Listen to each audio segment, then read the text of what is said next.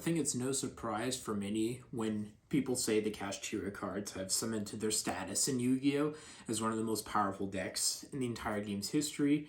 And while it certainly has been power crept beyond belief, mainly just in terms of speed and consistency, one thing that I think I can't say for very many decks is, to a degree, every single card has its potential worth, and I think the most interesting case of this is Kashtira Big Bang, where Kashtira Big Bang was, of course, played back when Arise Heart was legal in the format, and you'd use this as a means to extension. But I think for a lot of people, they forget just how good of a card Big Bang is just in general. Now, obviously, you didn't see it played very much after Arise Heart was banned. There's many reasons why you wanted it, especially when Arise Heart, because of just how much free advantage and free specials that you could get because Arise Heart was able to supplement. Again, Arise Heart was the heart and soul of completing the strategy because it facilitated every single little nuance for every single card interaction that you would get. And for a while, after Arise Heart got banned, you played Preparations, which, as much as I love Preparations, it's definitely been also kind of power crept, and a lot of any of Kashtira's success competitively now pretty much stems as a engine. But me, I'm not very interested in engine decks very much. I love playing pure decks as intended. I know that's probably a bit of an old school mentality, but that's just me. But I've been thinking, because I've been kind of reminiscing on it's been a while since I've played Cash. I've been enjoying playing K9. I'm a huge Xyz enthusiast and all that. But I've been thinking that Big Bang, honestly, I'm kind of wondering why Cash players don't play it. And I also do understand, because in playing Big Bang, you would think that you have to play Kashtira Ogre in order to search it, because, why would you play it otherwise? But to a degree, this is fair, because then you have to opt playing Ogre, and many people don't like Ogre, and I made a whole video about explaining why I think Ogre is a good card. Obviously, in an objective sense, it's definitely probably one of the weakest Kashtira cards, but Ogre still does what it fits to do, and it's frankly just another name. That's the equivalent for why K9 is so good, is even if it doesn't really do that much on the field, it's the fact that it's another body to go into your Xyz plays. But Big Bang, it's kind of different compared to even like the quick play spell or even Prep. Prep is a great end board piece, but it is not actually very good going second. Big Bang can actually be. The quick play requires specific setup, and while Prep does too, and this, the payoff for it is the quick play. Again, the being able to negate something means is good. Of course, you have the, I wish I had the quick play here, but you banish the quick play with something like a Tier Cash or Scareclaw Cash, and then use the effect too. But the problem I have with it is it's a bit nuanced to set up. It means you're not wooing to establish all your cards onto the board. And something like Prep is, good for layering your board, because there are some times where you're going to have your monsters in the Banish Zone special, get that extra interaction. And you could argue why it might be a little bit better now because of the Dominus cards. They're not going to play into it.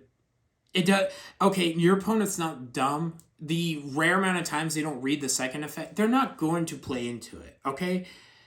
They might, but you can't bank on that. It's just not feasible for you to expect it, but it is a game-winning effect if it does go off. But again, I'm not saying any of these are bad, but I think Big Bang is criminally underrated, and a part of me scratches my head why we don't play it at all. When I think this card actually makes your board insanely better. I'll give an example. I'll give an example off of a one-card engine. Of course, we'll use Unicorn here. So, use Special Summon Kashtira Unicorn. Use the effect. This is for the one-card combo.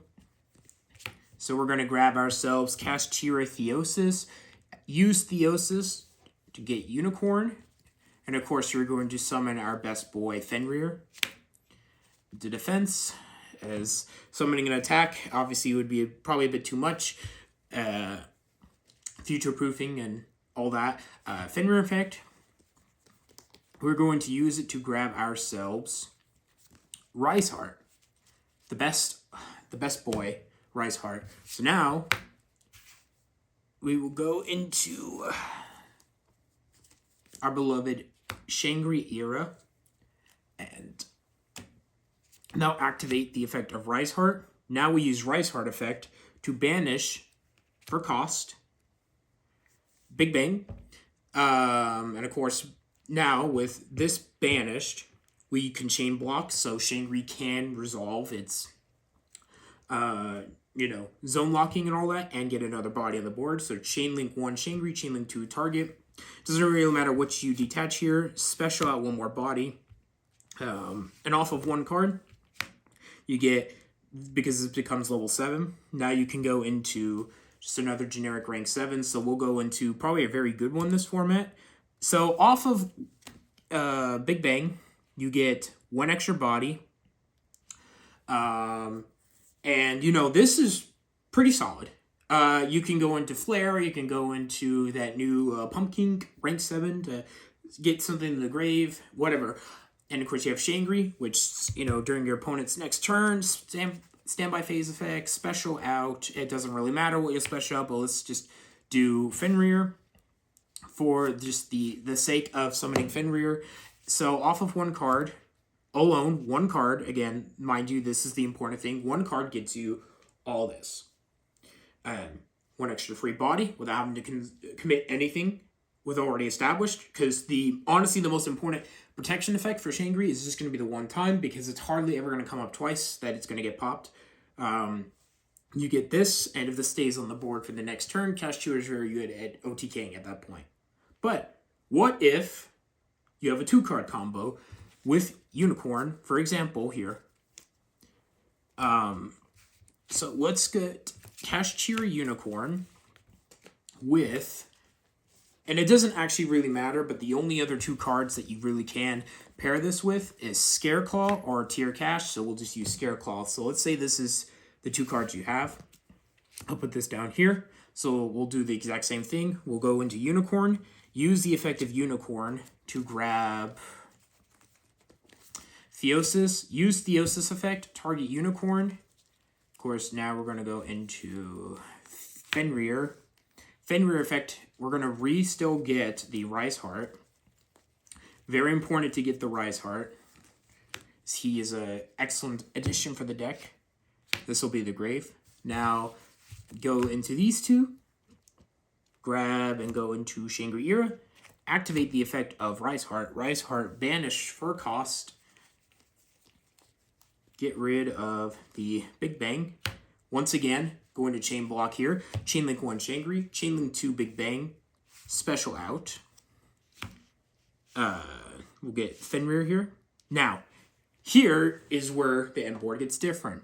If now you use your extender here, banish that same Theosis to special out to the field. You now use Theosis to grab Big Bang back into your hand.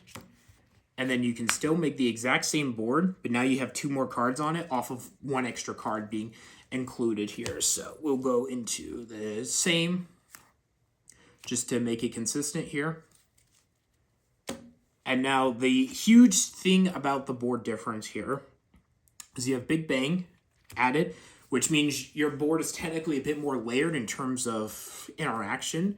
You have 1 more Kashtira name. So if I set the Big Bang onto the board, for this board, for example, once per chain spell, normal spell or quick play spell, negate, Shangri zone lock plus summon another body, Fenrir target something, banish face down.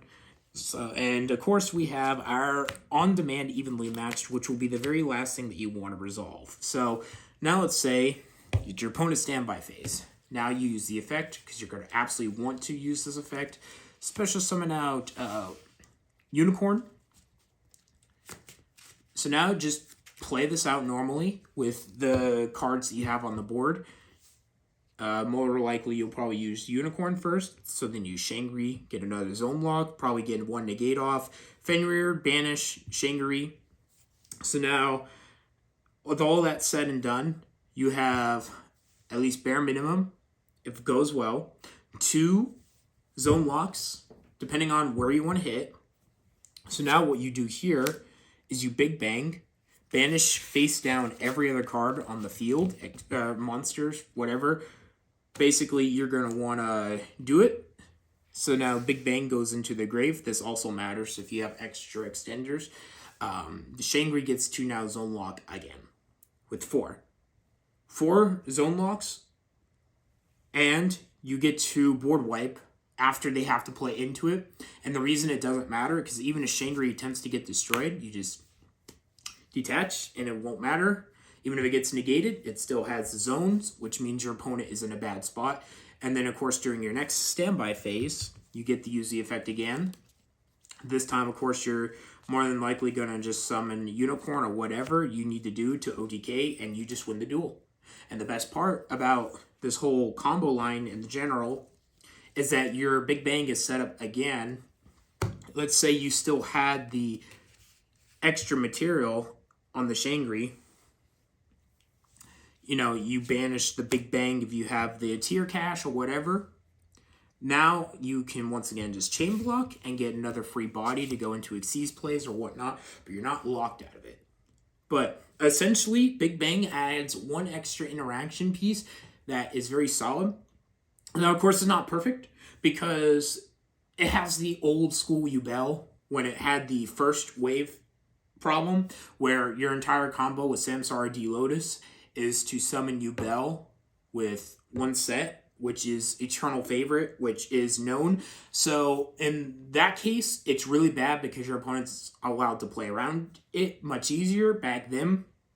The difference here is on an established Kashtira board, not necessarily outing the trap card is the smartest thing to do. Banishing face down, evenly matching, pretty much on demand, makes it much harder. And while it does become known, because you've re-added the card, and there's no way that they're not going to ask why you re-added the card without, they'll probably not question when it's banished, when you re-add it. They're going to probably note that you're going to try to set it, so they're probably going to ask what it does. So it doesn't make that kind of part of your board known, but Kashtira is not, Kashtira kind of puts everything on the board. There's not really much concealment. It's very straightforward. However, by just playing, and granted, I mean, there's valid targets. Most common, in my opinion, is to get birth and rotation. But, in order to establish a board with, just this kind of combo line right here, it's still very much valid to actually just play Big Bang as a one-of in this deck regardless, because hard drawing this, even going second, let's say you just cannot for the life of you break a board, which, granted, with how layered a lot of boards are right now, I mean, I don't blame you. It's kind of difficult. You might not be able to push through. However, you can use Ogre or, Unicorn, go into Ogre, search for Big Bang, sit on Shangri, set the Big Bang, and then, shotgun Big Bang almost immediately if you wish to. Standby phase, Shangri, get another. And my whole thing is that this just makes it where your opponent has to play around the board. And while, obviously, again, I've said this, Kashtira is power crept. And, rank 7s will always still continue to get pumped into the game, and we'll always get more stuff. Depending on how you want to layer it, depending on the matchup, Big Bang is just a free card that you can add that can break a board or be part of your end board piece. And whether it's known or not, you can do it off 1-card combo or 2. Of course, 2-card combo gives you this card and one other Kashtira name as your end board piece. And even off of just 1 card, you still get most of the board minus just having that. But of course, if you have the extender, you're just going to get it. But basically, Big Bang lets you extend just a bit further. And while I know this isn't really groundbreaking, the thing that really matters for Kashtira at its current state is getting all those interactions. Cash is still really strong. Being able to resolve Unicorn and Fenrir and being able to banish cards face down is great, but the emphasis on not being able to lock, which is what that advantage goes for, it feels like Runic in that aspect, where Runic is trying to accumulate a slow decline of your resources. That's why the banish is there. That's in its a win condition. For Kashtira, for all the advantage that you get for banishing, not being able to, like, because you only have Fenrir and Arise Heart being the only real two viable on-field interactions. Meanwhile, Unicorn and Ogre are hitting elsewhere. So you want all that to accumulate onto, I'm putting pressure onto my opponent. And while you could argue, and I made this point in my Kashtira Ogre video, it is all about simplifying how much advantage your opponent has and their ability to play, regardless with the speed of the game and the resistance. Being able to add one more extra layer of interaction matters. That's why, even though the Eldritch support was really good when it came out, the one with the basically Link 1 and the new trap, they did fix a lot of the problems, more or less with cohesion and being able to actually establish a bit more board states, that with Delta imitation. The real big thing was just adding one extra interaction, because that's one thing that Eldritch really struggled with, is the deck is still fine, but it's not enough. It's not enough to play around all these kind of cards. Kashtira is kind of weird. Its interactions are still there, but of course you're definitely missing a Rise Heart. And honestly, even if a Rise Heart wasn't a walking macrocosmos, being able to just get a Trident quick effect pop is huge. And in this case, banishing a card face down so Shangri can just continue to zone lock is so important. So if there's any way to able to really push with your deck, you really should try to find a way. I don't know. I felt reminiscent because this was, the first real deck that I ever played, the first deck that I ever got first place with at locals, and almost got my very first ever top going to a regional with. Just missed the Dark Armed Dragon, and I knew it would cost me not having it, but I guess I'm still feeling a bit nostalgic for it, but I do think Big Bang is still a very interesting card and a very devastating card. On Demand is very good, especially since this contributes to Shangri still being a more valid card, because right now what we're seeing with extra deck design is them being more proactive, and since Shangri is proactive, and this is more reactive, because it can only lock under either your opponent playing something like Pot of Desire, so you banishing their cards, and the summon not really in your control.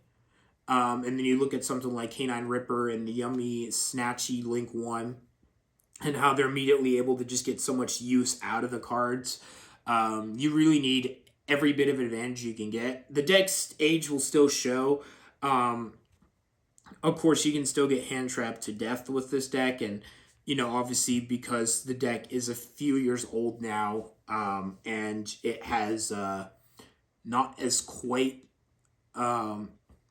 we'll say, defended lines that and frankly 89 and either 89 or Rise Heart being banned still makes the deck kind of lose a little bit of its end goal. Regardless of that, I still think Big Bang for Pure in particular is excellent.